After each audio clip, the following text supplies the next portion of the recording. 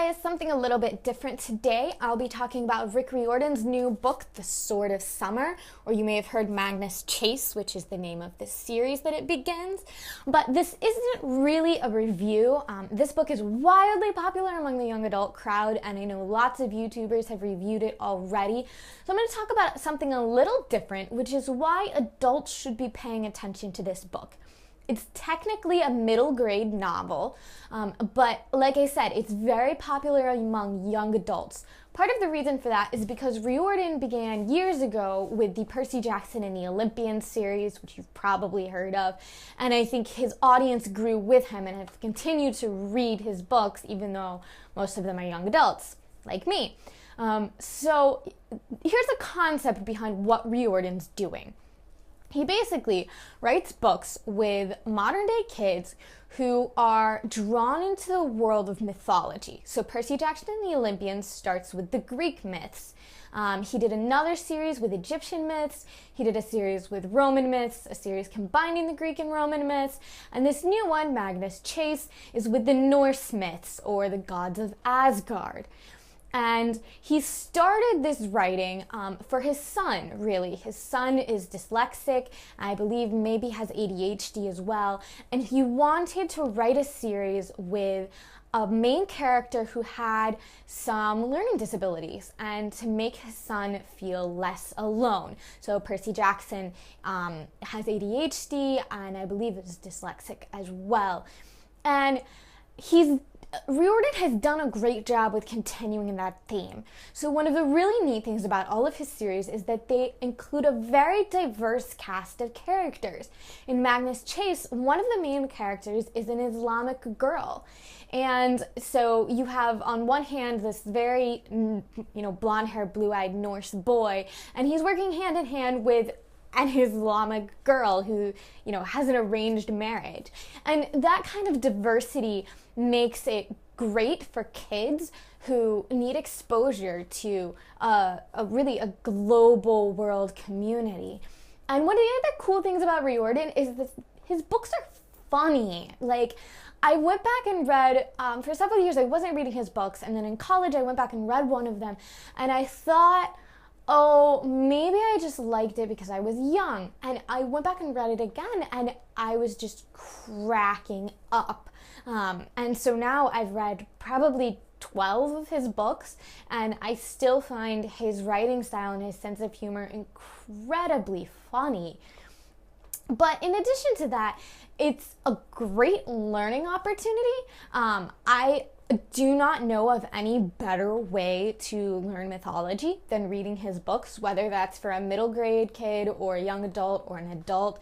I have been in mythology classes. I've read the Odyssey and the Iliad and the Metamorphoses, and I've read bits of Norse mythology. And this stuff it's tough. So to be able to take the world of the gods and of the quests and the myths and translate that into something that kids can understand is incredible. And I know I got better grades on my tests from some of the things that I learned from Percy Jackson and the Olympians.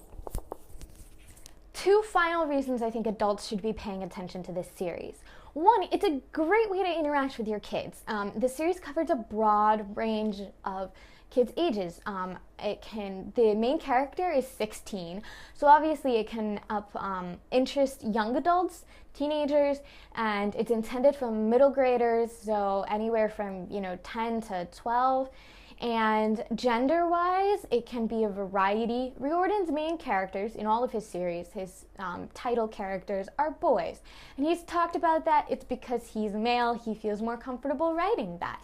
But he does have lots of female characters, and they're not just sidekicks. They play very important roles. So it's a great book for either gender. And it would be great to read together or to read separately and to talk about. And like I said, it's a great way to explore history and mythology. Sadly, with any book where you have a kid trying to save the world, parents don't factor into it a lot. So you're talking about demigod kids. One of their parents is a god, and the gods are notoriously horrible parents.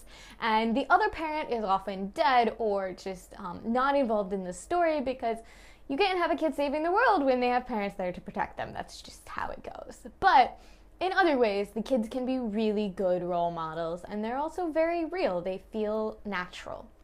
The last reason is because we often get trapped in reading one specific genre or just reading a type of writing that interests us.